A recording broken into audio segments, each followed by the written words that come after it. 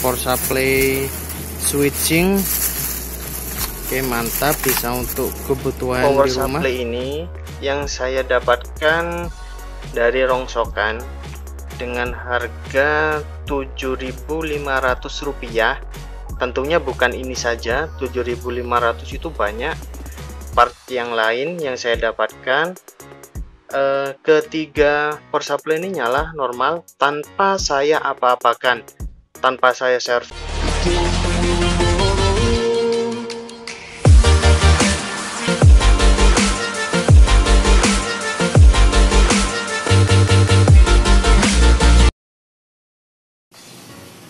Oke guys, saat ini saya sedang di rongsokan.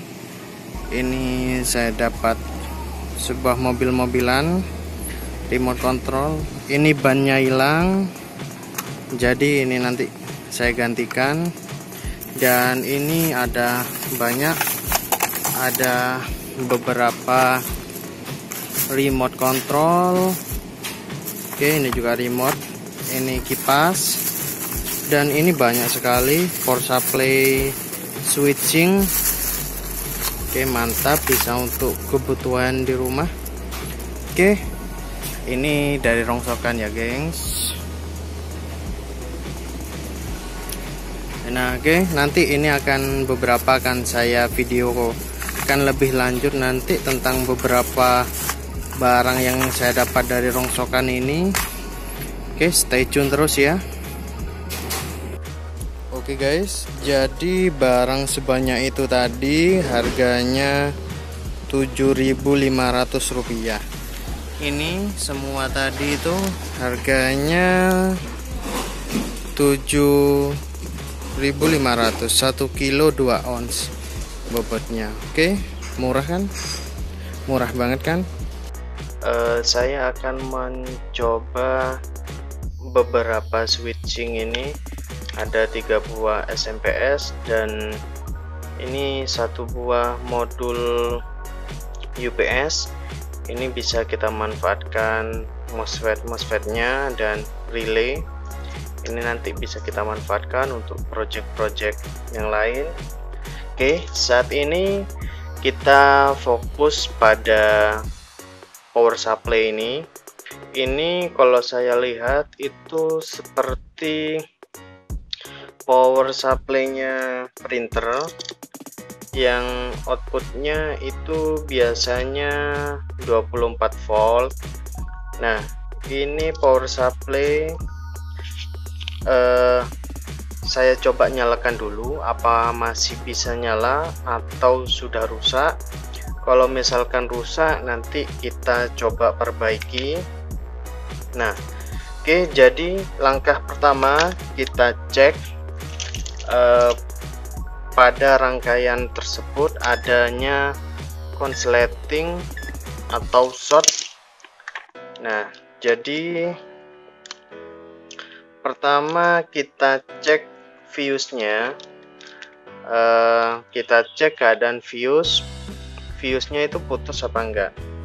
Oke, ini dia fuse-nya. Oke, fuse-nya 2 ampere 250 volt. Nah, oke, jadi kita cek fuse-nya putus apa tidak. Oke, fuse tidak putus. Saya anggap rangkaian ini itu normal karena fuse-nya nggak putus. Nah, pada power switching itu sebaiknya jika ada karat seperti ini, itu lebih baik kita bersihkan terlebih dahulu. Karena apa? Karena ini nanti dapat menjadi lompatan signal listrik karena dia kerjanya high voltage. Coba kita lihat karatnya. Nah, oke, seperti itu. Nah, itu kita bersihkan dulu supaya aman, nanti tidak terjadi konsleting listrik akibat adanya lompatan aliran listrik. Oke, kita itu mestinya bersihkan pakai thinner A spesial, karena saya nggak ada. Saya korek-korek gini aja, yang penting dipastikan tidak konslet. Nah, setelah itu kita cek bagian ini, bagian primer sudah dinyatakan aman ketika fuse ini tidak putus. Nah, ini agak ada sedikit masalah di kapasitor. Nah, ini jangan dianggap remeh. Ini bisa jadi apa itu namanya, cairan yang ada di dalam kapasitor, elektrolitnya itu sudah ada yang keluar. Nah, kita perlu coba cek diode rectifiernya, diode penyearahnya, apakah ada short atau tidak.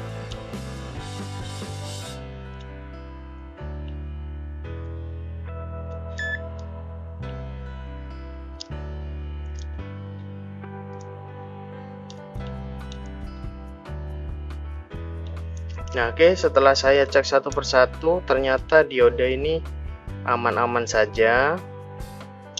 Nah, setelah itu kita masuk pada rangkaian sekunder. Di rangkaian sekunder kita pastikan dioda ini dalam keadaan aman, karena itu dioda ultrafast, sangat sering sekali terjadi kerusakan. Oke, nggak ada short, bisa dipastikan aman. Nah, setelah itu kita langsung coba aja, kita kasih tegangan.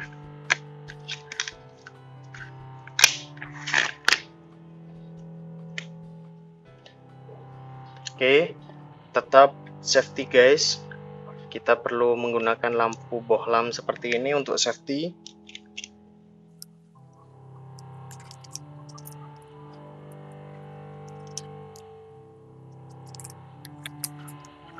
Oke, kita coba colokkan. Oke, lampu nyala, kedip sebentar, itu tandanya aman. Oke, kita coba cek tegangan.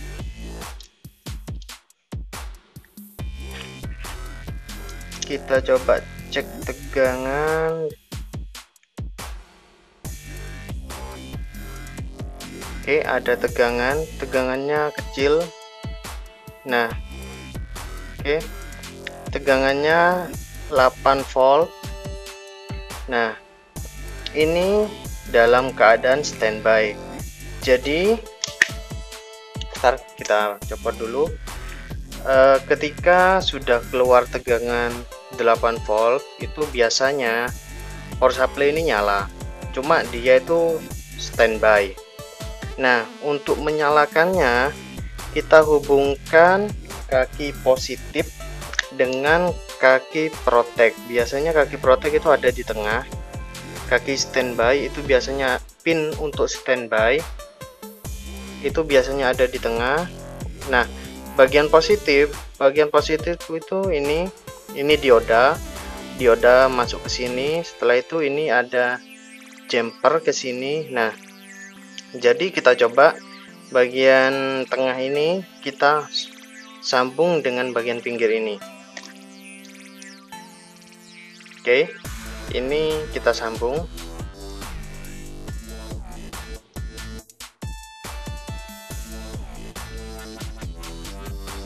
Nah, jadi ini bagian negatif, ini nanti positif. Kukunya koyo opo iki, guys? Mari bongkar mesin kemarin ini. Ini jelas udaranya nggak akan tinggi tekanannya. Sudah seperti ini nih kocaknya. Oke, kita lanjut. Kita colokkan. Oke, kita cek tegangan. Oke, kok hanya 14 volt, guys. Oke, keluar, guys. Kelihatan, guys, keluar tegangan 20. Ini kotor ini, guys, jadi langsung sini aja ya.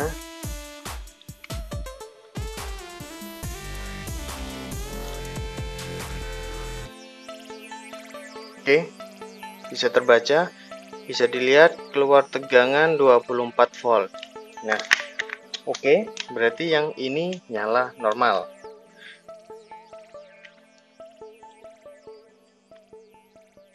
Oke, yang ini sudah nyala normal, mantap. Tinggal dibersihkan nanti. Kita coba yang ini. Sama, langkah awal kita cek diodanya, fuse-nya. Pastikan fuse dalam keadaan aman. Oke, ini fuse, kita coba cek. Oke, fuse nyala, nyambung. Bisa dipastikan rangkaian di bagian primer itu semua aman, tapi tidak menjamin ya, bisa saja protek. Nah, setelah itu kita cek bagian sekunder dioda. Oke, dioda aman, nggak ada short. Ini hanya discharging elko.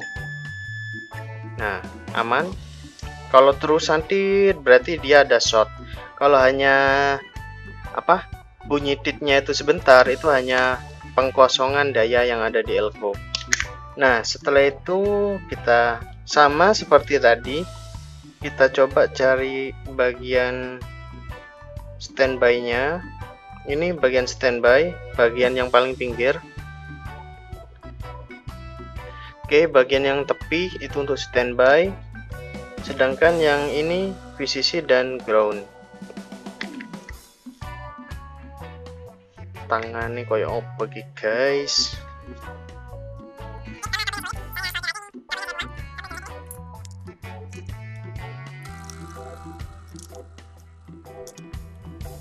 Oke, kita cek yang positif. Oke, ini kapasitornya, ini bagian positif. Positif masuk sini. Nah, ini berarti positifnya. Kita coba nanti jumper antara positif dan ini standby.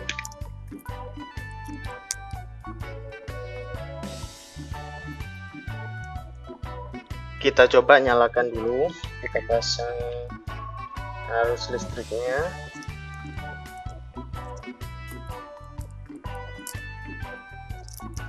Oke, setelah dipasang arus listrik, ingat tetap kita harus pakai bolam.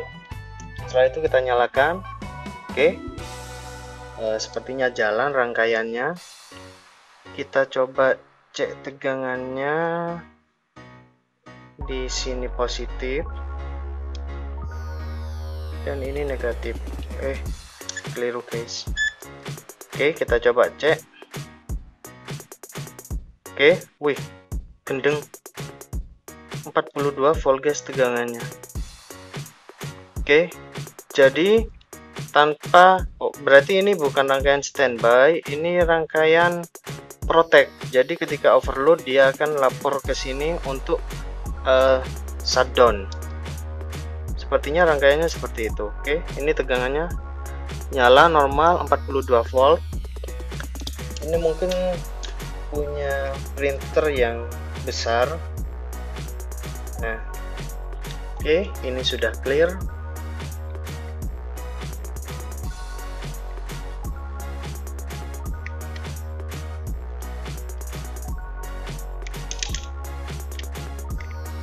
Nah, kita lanjut yang ketiga ini. Ini lebih bagus sepertinya. Kalau kita lihat sekilas mata itu sepertinya bagus masih. Tetap kita cek bagian fuse-nya. Ini fuse-nya. Oke. Kalau nggak ketemu fuse-nya, karena fuse-nya itu modelnya itu hampir sama seperti kapasitor. Nah, hampir sama seperti kapasitor. Ini yang ukurannya kecil, modelnya tuh seperti itu. Jadi kita lihat rangkaiannya. Biasanya itu fuse ada di rangkaian awal di jack atau di line in. Oke, kita cek fuse-nya. Oke, fuse normal. Bisa dipastikan bagian primer itu tidak ada masalah, tapi itu bukan kepastian ya. Oke, setelah itu kita cek diodanya ini. Oke, normal. Discharging elko. Oke, normal juga. Nah, kita coba beri arus listrik.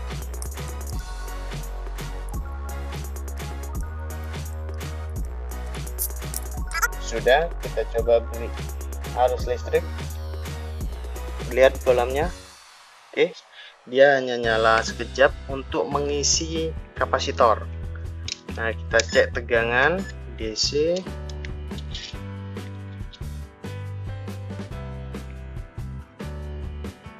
Oke, keluar 8,23. Oke, ini mungkin masih standby. Kita coba apa itu namanya, nyalakan tanpa perangkat. Jadi kita jumper ini sama seperti yang pertama ini tadi. Jadi dia itu oke, ini rangkaian standby-nya itu ada di pin tengah. Nah, yang pin tengah ini kita gabungkan dengan pin positif. Oke, ini bagian positif. Oke, seret ke samping sini. Nah, samping sini. Jadi ini langsung saya solder aja, saya shotgun.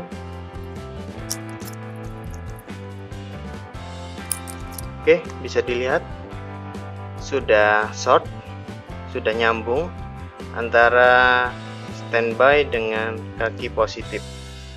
Oke, setelah itu kita coba. Bismillahirrahmanirrahim. Kita cek tegangan.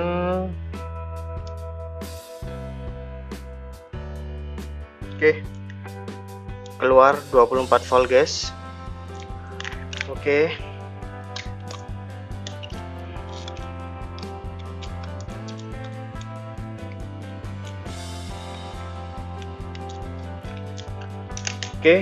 jadi alhamdulillah ketiga power supply ini. Nah, jadi ketiga power supply ini yang saya dapatkan dari rongsokan dengan harga Rp7.500. Tentunya bukan ini saja, 7.500 itu banyak part yang lain yang saya dapatkan. Ketiga power supply ini nyala normal tanpa saya apa-apakan, tanpa saya servis. Saya coba langsung nyala. Oke, jadi power supply ini nanti bisa kita jadikan adaptor atau power supply power DC yang 24 volt kita bisa pakai, atau bisa kita modif tegangannya, bisa kita atur sesuai kebutuhan kita. Oke, sama dengan teori yang lain, jika dengan menggunakan optocoupler seperti ini, itu kita bisa dengan mudah merubah tegangan dari masing-masing power supply ini sesuai dengan yang kita butuhkan. Nah, setelah itu baru power supply ini akan bisa lebih bermanfaat. Nah, oke, mungkin sekian dulu video dari saya. Terima kasih untuk kalian yang sudah menonton video saya ini. Nah, bagi kalian yang ingin memperoleh keberuntungan seperti saya, silahkan kalau butuh apa-apa cari aja di rongsokan. Kita manfaatkan barang-barang bekas yang ada di rongsokan. Nah, karena ini kalau beli itu gak oleh saya ketahui kira. Jadi satu power supply ini nggak mungkin dapat dengan harga 50.000 kalau kita beli. Nah, jadi ketimbang kita beli baru, lebih murah di rongsokan. Kalau beli di rongsokan 50.000, waduh, dapat berapa biji? Ini 7.500 saja sudah dapat ini dan yang lain-lain. Oke, sekian dulu video dari saya. Terima kasih telah menonton video saya. Semoga video saya ini bermanfaat untuk kalian semua. Oke, terima kasih. Wassalamualaikum warahmatullahi wabarakatuh. Good.